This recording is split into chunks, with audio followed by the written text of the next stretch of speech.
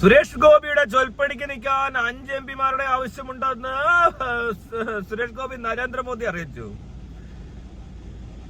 സുരേഷ് ഗോപിയുടെ ചൊൽപ്പടിക്കൊക്കെ നിൽക്കാൻ ഇനി ഊളംപാറയിലൊക്കെ ആള് കാണത്തുള്ളൂ, അല്ലാതെ ആർക്ക് പറ്റും? ഈ ഇങ്ങനെ ഈ കളിച്ചു കിടക്കുന്ന പൂമ്പാറ്റയാണോ ചൊൽപ്പടിക്ക് ആളെ വേണ്ടത്? അയ്യോ, എത്ര വെളിവില്ലാത്തവരെ കണ്ടത്. അയ്യോ, ഭയങ്കര പാടായിരിക്കും കേട്ടോ. ഒരു അല്പം ബോധവും വെളിവും ഉള്ള ഒരാൾക്കും പറ്റുന്ന കാര്യമല്ല സുരേഷ് ഗോപിയുടെ ചൊൽപ്പടിക്ക് നിൽക്കണമെന്ന്. ഇനി അഥവാ അങ്ങനെയല്ല നിർബന്ധം ഉണ്ടെങ്കിൽ ഈ പറഞ്ഞ പോലെ റിക്രൂട്ട് ചെയ്യാനായിട്ട് ഏതെങ്കിലും മെന്റൽ ഹോസ്പിറ്റലിലുള്ള ആൾക്കാർ, അഡ്മിറ്റ് ആയിരിക്കുന്ന ആൾക്കാരെ വേണം. സെല്ലിലൊക്കെ അടച്ചേക്കത്തില്ലേ, അവര് പറ്റും സുരേഷ് ഗോപിയുടെ ചൊൽപ്പടിക്ക് നിൽക്കാൻ. അല്ലാത്തവർക്കൊന്നും പറ്റത്തില്ല. എല്ലാം തീരെ വിദ്യാഭ്യാസം ഇല്ലാത്ത, വിദ്യാഭ്യാസം എന്ന് പറഞ്ഞാൽ എഴുതാനും വായിക്കാനും പോലും അറിയാത്ത ആരെങ്കിലും കണ്ടെത്തേണ്ടി വരും. അല്ലാതെ ആർക്ക് പറ്റും ഇമ്മാതിരി ഊളത്രയൊക്കെ കാണി കിടക്കുന്ന ഒരാളെ ചൊൽപ്പടിക്ക് നിൽക്കാൻ? എന്ത് മനുഷ്യനാണോ എന്തോ. ഭാര്യയൊക്കെ ഇങ്ങനെ ചൊൽപ്പടിക്ക് നിർത്തുന്ന പോലത്തെ രണ്ട് പരിപാടിയാന്ന് തോന്നുന്നു കേട്ടോ. പഴയ ആളല്ലേ, മനസ്സിലായോ? ഇനി അമ്മായിയമ്മയാണോ എല്ലാം തോന്നി. അമ്മായിയമ്മമാരെ ചൊൽപ്പടിക്ക് നിർത്തുന്ന ആൾക്കാര്. അമ്മായിയമ്മ സുരേഷ് ഗോപി അമ്മായിയമ്മ ആയതാന്ന് തോന്നുന്നു പെട്ടെന്ന്. അയ്യോ, എന്തൊരു ഊളത്തരമാന്ന് നോക്കിക്കോണേ. ഇങ്ങനെയുണ്ടോ ഊളകള്?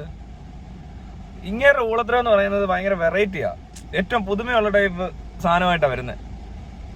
മറ്റേ പുള്ളിസുരയൊക്കെ പറഞ്ഞതുപോലെ പേര് മാറ്റണമെന്ന് പറയുന്ന പോലത്തെ ടൈപ്പ് അല്ല ഇത്. വേറെ ലെവലാ.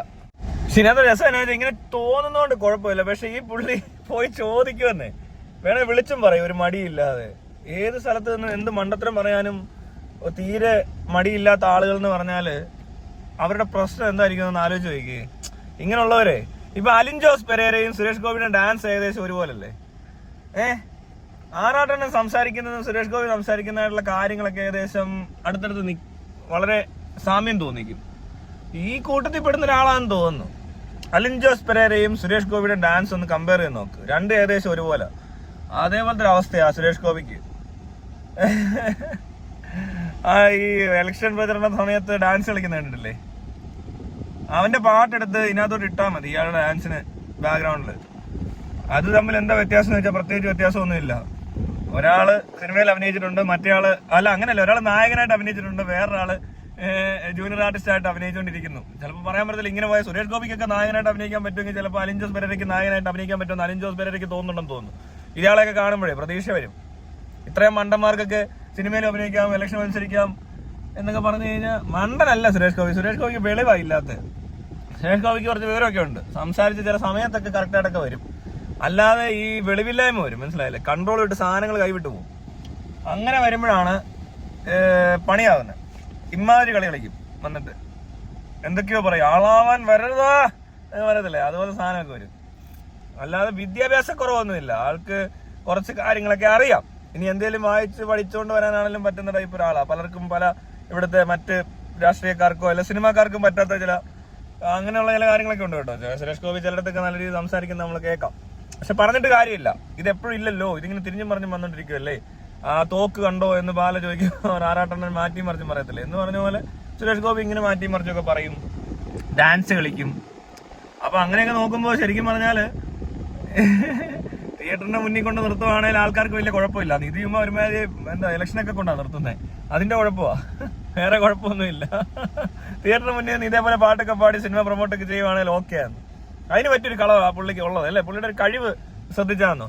ആ ഡാൻസ് തന്നെ ശ്രദ്ധിച്ചില്ലേ? എപ്പോഴും ഒരേ ഡാൻസ് കളിച്ച്. പെരേരയുടെ ഡാൻസ് ഇതിലും നല്ലതാ. പക്ഷെ പെരേര ഡാൻസായിട്ട് കമ്പയർ ചെയ്യാൻ പാടില്ല. പെരേര എന്നെ കണ്ട തെറി വിളിക്കും, എന്തോ പണിയാ പറയുന്നതെന്ന് ചോദിക്കും. സുരേഷ് ഗോപിയുടെ ഡാൻസ് ആയിട്ടാണോ എന്റെ ഡാൻസിനെ കമ്പയർ ചെയ്യുന്നതെന്ന് ചോദിക്കും.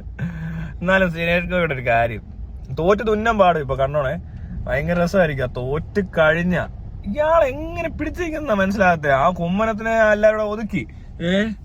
പിന്നെ ഒരുപാട് പേര്, ഓ രാജഗോപാൽ എന്ന് പറഞ്ഞ പണ്ട് അങ്ങനെ ഒന്നും കാണാൻ പോലും ഇല്ല.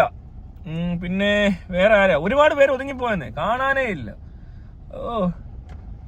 പിന്നെ അൽഫോൺസ് കണ്ണന്താനം, ഇയാളൊക്കെ എവിടെ?